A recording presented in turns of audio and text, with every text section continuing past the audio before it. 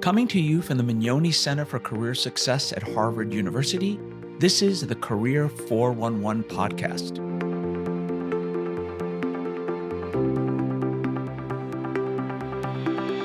Please listen in if you're looking for insider perspectives and insights on the job market, careers, and recruiting. My name is Manny Contaminolis, and welcome to the show. My guest on the first episode of the show is Lindsey Pollak. Lindsey is a career and workplace expert, New York Times best-selling author, international speaker, and LinkedIn learning instructor.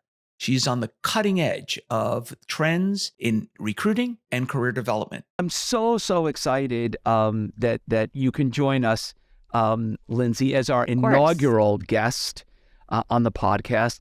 And I do think there is an elephant in the room I think we need to address. And that elephant is that, of course, we are hosting this podcast at Harvard. And Lindsey went to another institution as an undergraduate. So why don't we just get that out there right now, Lindsey?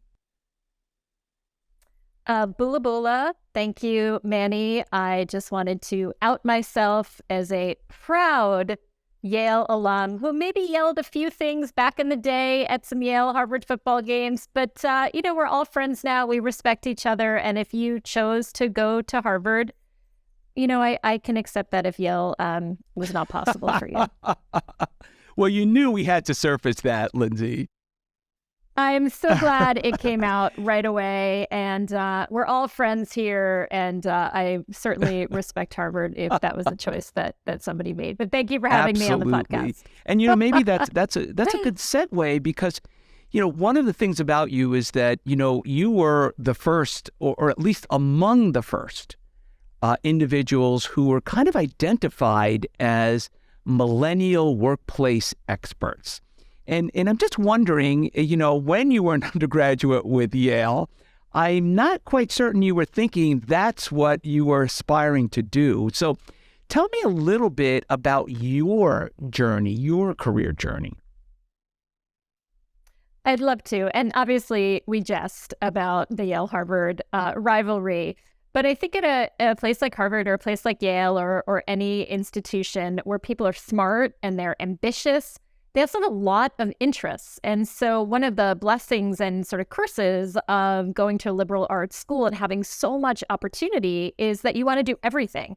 And I was kind of that classic, well-rounded high school kid who wanted to try all the things. And that can be very challenging when you come out of school to pick where to go. I was very fortunate to receive a Rotary ambassadorial scholarship, and those are still around. And I went to Australia, which was kind of pushing off the decision by going abroad. And it was amazing. But I came back to the US in the late 90s, and I really struggled to figure out how to turn all of these many interests into a career. And I kind of fell into a funk. I was fortunate that I could go back and live at home with my parents, which a lot of people do. And I was frustrated, and I didn't know kind of where to go in the career world. Of course, I was not smart enough to go to my career services office, which now I regret, and a lot of my work has to do with fixing that. But I really struggled to figure it out. And eventually, I went to a career coach, a private career coach, who said, "What's the best job you ever had?" And the job that immediately popped into my mind is that I was an RA my senior year at Yale.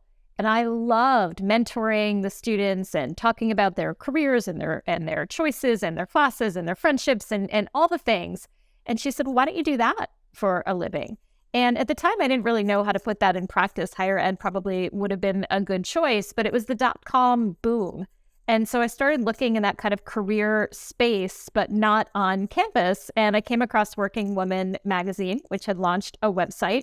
And I ended up getting a job at Working Woman in New York. And one of the kind of luck factors or kind of following my interest is I didn't have a lot of experience. So I kept working on projects that were for early career professionals, people right out of college, because that was where I felt comfortable.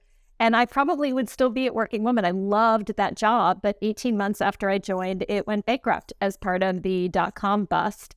And I had a little severance money and started freelancing. And as you did in the 90s, I launched a blog about, how I had struggled to figure out my career and what I was doing. And it was really focused on early career development.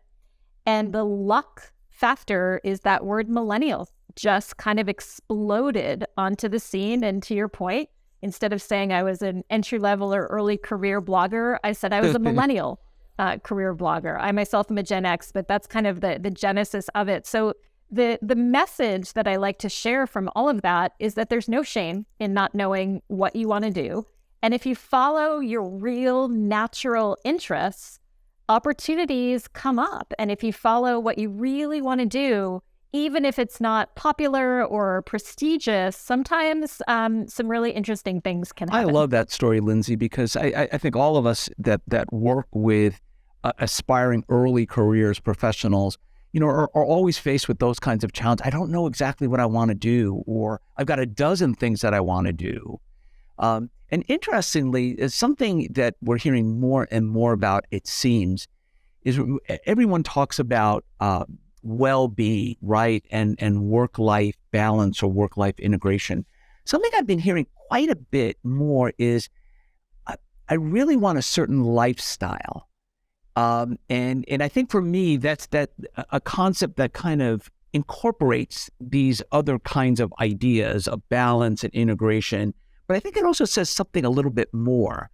A very common question I get asked is, I really want a high-paying role that is going to allow me to do good, but is also not really going to stress me out. What would you recommend? I get the biggest kick out of that question because, of course, it's not an easy one to answer. But talk to me a little bit about, what do you see? What is this lifestyle concept, and how do you see it manifesting itself now, perhaps in the work that you're doing or the individuals you're interacting with?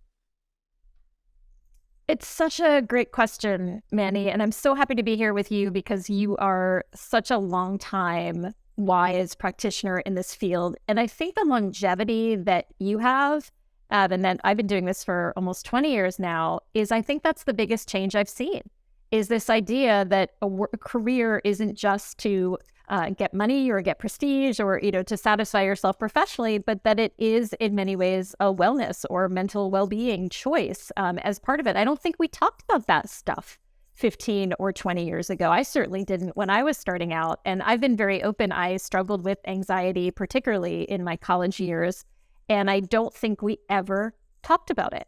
And so I think part of my interest in entrepreneurship and finding a career that really spoke to me probably had to do with that level of anxiety. And I think that for me, choosing a career that I really felt passionate about, even though it wasn't prestigious or even though it wasn't an investment bank or a law firm or, some of those more traditional paths, was incredibly hard at the beginning and has paid off in spades. So I think it's great that a college student would say, I want a career where I can have work-life integration. I want a career where I can, not get stressed out. What I would say is to look at the long view, that you might have to put in a few years that are challenging in order to get the payoff of a longer career doing things that you enjoy and not having the stress. So I've had very stressful moments and very stressful years, but over the 20 years, I think my stress levels have been a lot lower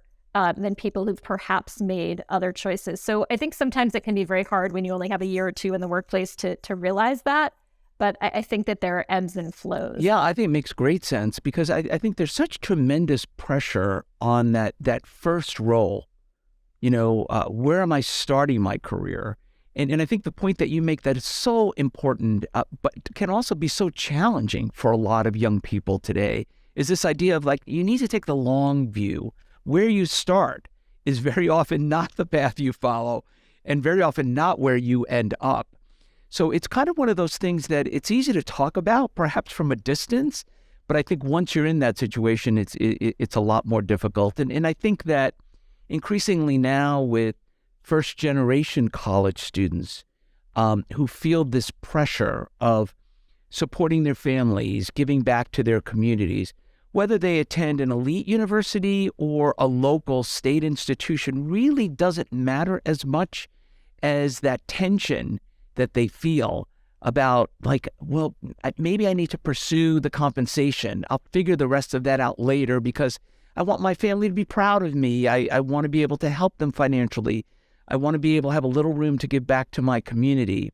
So I sense that this message that you're sharing with us about taking the longer view, I would have to believe would resonate with those particular students as well. Absolutely. And those who graduate with a lot of debt. I mean, that's a very real situation.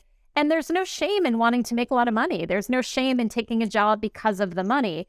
But I think one of the blessings of the workplace today, and I know employers don't love it as much, but there is so much less stigma of leaving a job, right? Or moving on with less than a year. I mean, I think while people are more kind of fluid in their career journeys, it's not that big a deal if you move around. So I think making any job feel like the be all and end all is something that we need to get away from. And if you do want to put in a couple of years on something prestigious or something where you're going to work really hard, see that as one chapter and not as a lifelong decision. That's kind of what I mean by the long view. It doesn't mean never do those things. There's a lot of value in that if that's the choice that you make. But, you know, I've interviewed so many people who made a career choice because of a parent or because of a perceived desire for prestige or to give back to their parents. And so many of them said, you know, they were miserable and their parents said, I don't want you to be miserable. That was not the message. I want you to find something that you enjoy doing. So one of the chapters in my first book, Getting from College to Career, is called Get Rid of the Shoulds, because ultimately they just don't serve you if you're going to be miserable. That resonates so much with me because I think, you know, here we are talking about young people who are much more open about, you know, their interests, their desires, their expectations. Are much more transparent about the various challenges they may be facing, maybe with their family, maybe for their own well-being. And I wonder, from your perspective, do you feel like the employer world is as receptive and understanding and accommodating to those things, or do you think it's still a little bit of a tension between that? I think we are in a really interesting moment where very progressive organizations that really spend time with their young employees get it. And I'm thinking of some of the big four. I'm thinking of some big employers who get, for example, that you're not going to stay there forever. And so they encourage you to thrive at their company. And if you move on, they wish you the best and they connect with you on LinkedIn and they want to be lifelong supporters. So this idea of managers who support internal mobility and say, hey, Manny, you're working on my team, but I know this is what you really want to do. I am going to help you get there. It's instead of hoarding talent or hoarding people, saying, we want you to have a lifelong relationship with us, whether you're working for us or sending us clients or sending us talent or using our products or all the different things. I think that more holistic view of talent is very hard to do because I know I've had people leave my team and it's awful. It's really annoying to have to train new talent. But if you take the long view, I think you're going to be more successful as a manager. I think you're going to be more successful as an organization. And there's just no way to hold on to people forever anymore. So that sort of more of a flow of talent, I think, again, is very hard to do. But I think we're seeing companies that are embracing that model and getting the best talent because of it. Yeah, I think clearly candidates are more and more savvy about the kinds of things they want to know, the kind of expectations they have. So I think you're right. Organizations that really, really are serious about attracting the best talent are absolutely focused on that. And, you know, I don't like to bring up the pandemic very often, but I do think that there was a plus side in the sense that I don't know that the pandemic necessarily changed anything, but it certainly fast forwarded a number of trends that were emerging, from hybrid work, remote work, even the way candidates are recruited, you know, that whole kind of different approach. So I think that there's some positive aspects to that clearly are sticky. And I do think that the plus side of thinking about that is that it has contributed to some of that flexibility, that openness, that thinking about people as, you know, really holistically and also as individuals. So I'm glad to hear you're seeing that, from your vantage point, and that organizations are really focused on that. As you look in that same vein, as you look at the broad landscape, I know you often speak to major corporations on a wide variety of topics. You're very much in demand, in the higher education world. And obviously, your books are amazing, and I know the readership is extensive. So as you do this, what are the kinds of things you're seeing today in that broad kind of work landscape? Are there any trends that you're seeing, and what might they develop into? What do you see all of these things leading to? Thank you for the kind words. I actually love to talk about the pandemic. It was tragic and upsetting and incredibly difficult for some people more than others. And it was a huge opportunity for change. You know that game you used to play in gym as a kid where you'd have like the big parachute and you'd put balls on it and they would kind of bounce up and down in the air and then they'd kind of float all over? I kind of think that's what COVID did, and not to diminish the trauma that a lot of people went through, an illness and death, but to talk about the workplace results of COVID, it sort of showed that almost anything is possible, and that the paradigms that we had for what work needs to look like are not necessarily true. So I think the biggest trend that I've seen, particularly in corporations and in the way people think about their careers, is if you think about the parameters of what we thought a career could be, we think about the ladder.